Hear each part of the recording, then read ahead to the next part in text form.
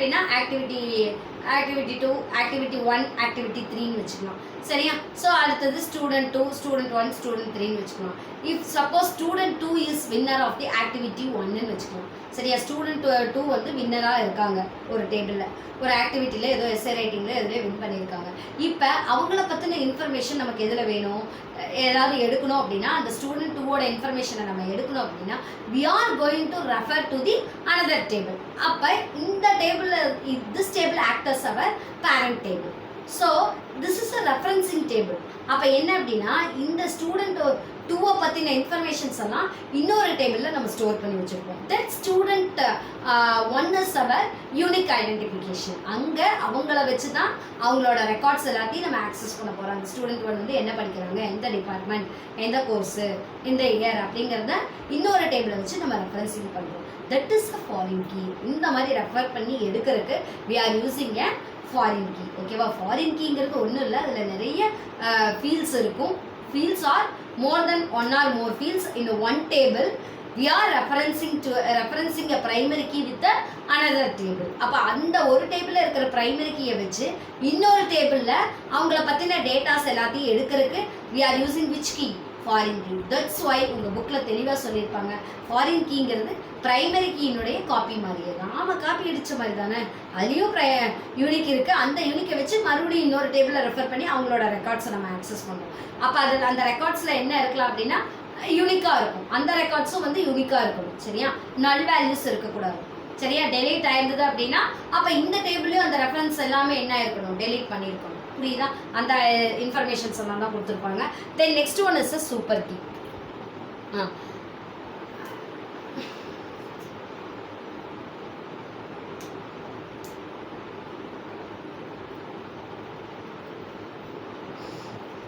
இப்போ என்ன அப்படின்னா சூப்பர் கீனா என்ன அப்படின்னா நீங்கள் வந்து இப்போ வந்து ஸ்டூடெண்ட்டு ஐடி, நேமு, நம்மளோட எக்ஸாம்பிளே பார்த்தீங்கன்னா ஒரு எம்ப்ளாயி டேபிளில் ஐடி, நேமு, ஏஜ், சேலரி கொடுத்துருக்காங்க. சரியா? இப்போ நீங்கள் யூனிக்காக நீங்கள் வந்து இப்போ வந்து துளசி அப்படிங்கிறவங்களோட ரெக்கார்டை வந்து நீங்கள் ஆக்சஸ் பண்ணணும்னு நினைக்கிறீங்க, தேர்ட் ரெக்கார்டை ஆக்சஸ் பண்ணணும்னு நினைக்கிறீங்க. அப்போ அந்த தேர்ட் ரெக்கார்டு வந்து எகெயின் எங்கேயோ ரிப்பீட் ஆகிருக்கும். சரியா? அப்போ நீங்கள் 2-3 ஃபீல்ட்ஸை வச்சு கூட ஆக்சஸ் பண்ணலாம் சூப்பர் கீயில். இப்போ நேமையும் சேலரியும் வச்சு கூட என்ன பண்ணிக்கலாம், ஆக்சஸ் பண்ணலாம். So that is a super key. புரியுதா என்னன்ட்டு? அடுத்தது பாருங்கள், காம்போசிட் கீ அப்படின்னா என்ன அப்படின்னா we are having 2 unique fields. ஓகேவா? அதாவது சொல்லியிருக்காங்க a key with more than 1 attribute to identify the rows uniquely in a table is called as the composite key. அதாவது என்ன அப்படின்னா ஒன்றுக்கு மேலே இருக்கிற ஆட்ரிபியூட்ஸை நம்ம என்ன பண்ணிக்கலாம், ஃபீல்ட்ஸை இங்கே என்னவா எடுத்துக்கலாம்ப்பா, யூனிக்காக எடுத்து ஐடென்டிஃபை பண்ணோம் அப்படின்னா இப்போ ஒரு டேபிளில் ஸ்டூடெண்ட் ஐடியும் இருக்கும், நெக்ஸ்ட் வந்து என்ன அப்படின்னா ரோல் நம்பரும் இருக்கும். சரியா? ஸோ we are having 2 unique IDs. ஓகேவா? To access the particular record. ஓகேவா? பர்டிகுலர் ஆட்ரிபியூட்டையோ இல்லை இதை ஆக்சஸ் பண்ணுறதுக்கு நம்ம யூஸ் பண்ணுறது that is called as the composite key. இந்த விஷயங்களெல்லாம் தான் அங்கே தியரிட்டிக்கலாக உங்களுக்கு சொல்லியிருப்பாங்க. ஈஸியாக இருக்குதா? Primary key, foreign key, super key, composite key. Then next we will move to the next concept, nothing but a ER model. ரொம்ப ரொம்ப இம்பார்ட்டண்ட்டான concept. What is the meaning of that ER மாடல்னா என்டிட்டி ரிலேஷன்ஷிப் அப்படின்னாங்க.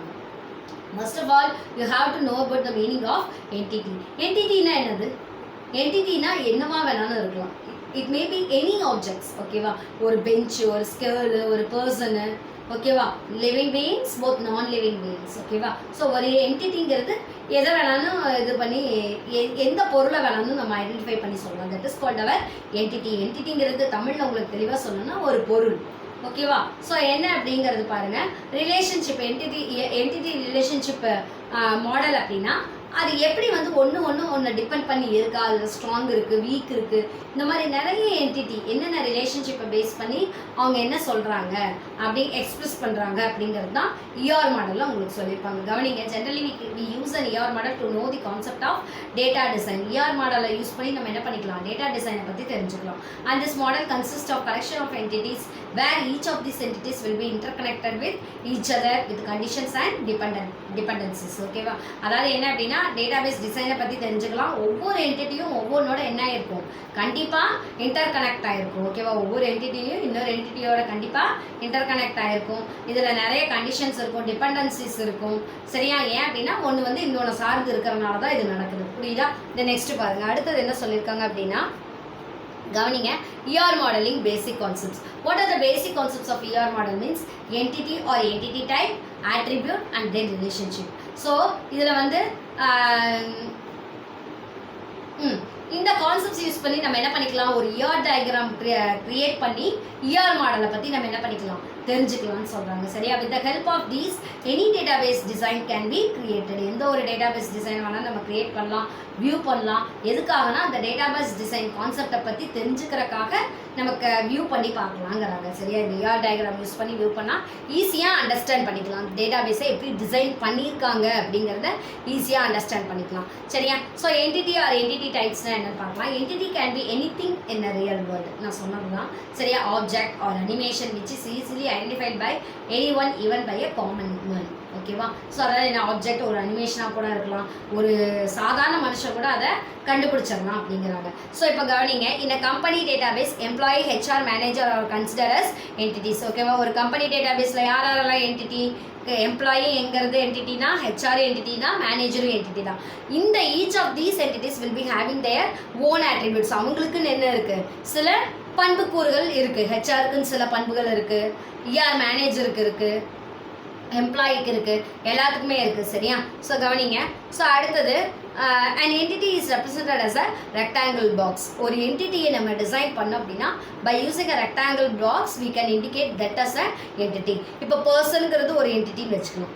அப்போ என்டிட்டியை எப்படி express பண்ணுவீங்க, rectangle box. அப்போ அந்த பர்சனை எதுக்குள்ளே ட்ரா பண்ணுவீங்க, you have to draw inside a rectangle box. புரியுதா? தென் நெக்ஸ்ட் பாருங்கள். அடுத்தது அதை தான் இங்கே சொல்லியிருக்காங்க. கவனிங்க. Next we are having 3 types of entity. One is a strong entity, another one is a weak entity and another one is a entity instance. ஓகேவா? கவனிங்க. ஸ்ட்ராங் என்டிட்டினா என்ன அப்படின்னா, ஸ்ட்ராங் என்டிட்டிங்கிறது எந்த ஒரு என்டிட்டியவும் சார்ந்து இருக்காது. சரியா?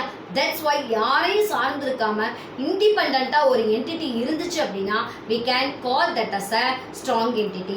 A strong entity is one which does not depend on any other entity on the schema or database, and a strong entity will have a primary key with it. அதில் என்ன இருக்குன்னா, கண்டிப்பாக ப்ரைமரி கீ வந்து இருக்குங்கிறாங்க. சரியா?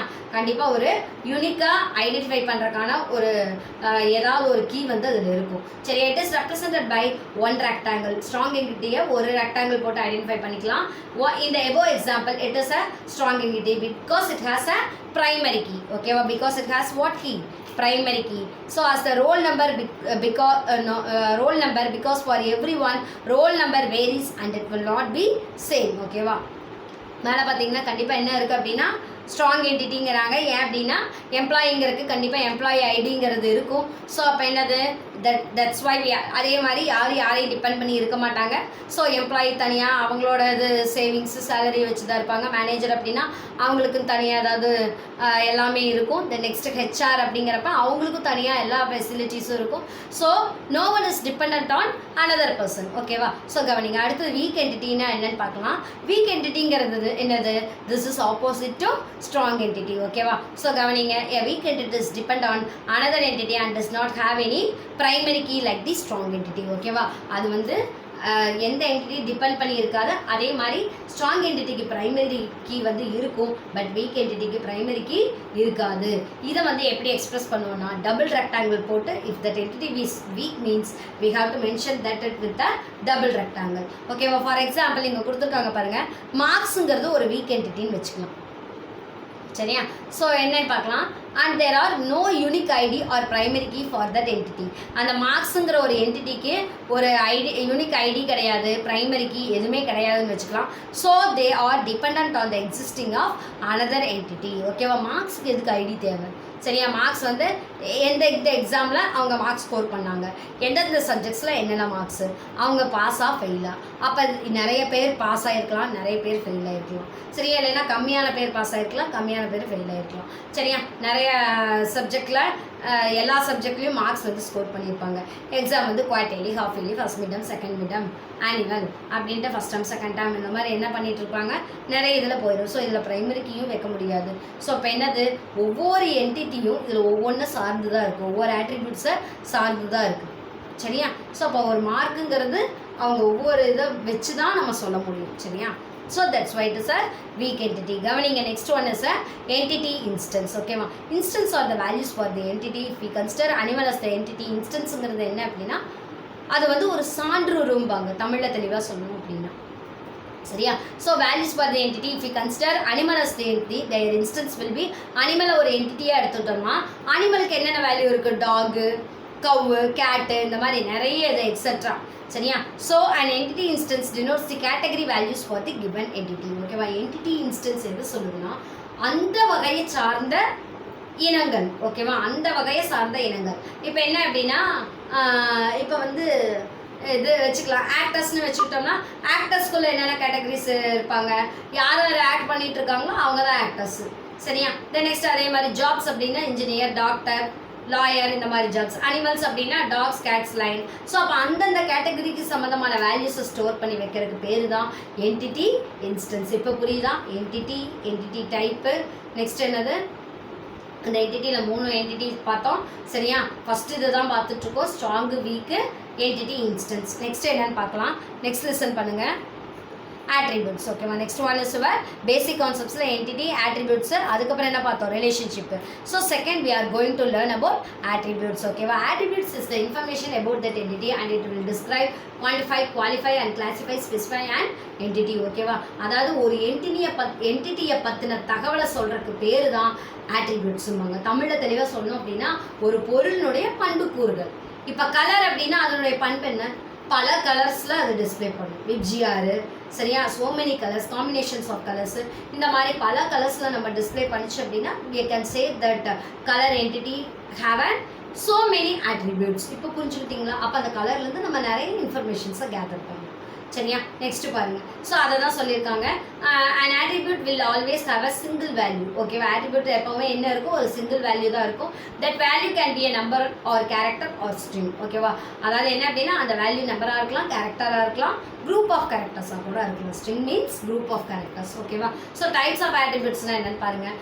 எவ்வளோ இருக்குது, 5 attributes இருக்குது. Key, simple, composite, single value, multi value. ஓகேவா, கீ attributeனா என்னென்னு பாருங்கள், எக்ஸாம்பிள் வச்சே ஈஸியாக அண்டர்ஸ்டாண்ட் பண்ணிக்கலாம். ஓகேவா, அதாவது கீ attributeனா ஒரு என்டிட்டியினுடைய யூனிக் கேரக்டரிஸ்டிக்ஸ் பற்றி சொல்கிறதுக்கு பேர் தான் என்னென்னு சொல்கிறாங்க, கீ attributesன்னு சொல்கிறாங்க. சரியா? நெக்ஸ்ட்டு சிம்பிள் attributeனா என்னென்னு பார்க்கலாம். சிம்பிள் attribute-ஐ செப்பரேட் பண்ண முடியாது. ஓகேவா, அந்த என்டிட்டிக்கு ஒரே ஒரு வேல்யூ இருந்துச்சு அப்படின்னா that is called as the simple attribute. ஓகேவா, ஃபார் எக்ஸாம்பிள் உங்களுக்கு கொடுத்துருக்காங்க பாருங்கள், let us consider the name as the attribute for the entity employee. ஓகேவா, எம்ப்ளாயிங்கிற ஒரு என்டிட்டிக்கு நேமுங்கிறது ஒரு attribute. ஓகேவா, ஒரு வேல்யூ தானே, இன்ஃபர்மேஷன் தானே, அந்த எம்ப்ளாயினுடைய பேர் தெரியுது, that is an information. So that's why name is a attribute. ஓகேவா, name is a attribute or the entity employee, and here the value for that attribute is a single value. ஓகேவா, அப்போ அந்த எம்ப்ளாயிக்கு ஒரு பேர் தான் இருக்க முடியும். சரியா?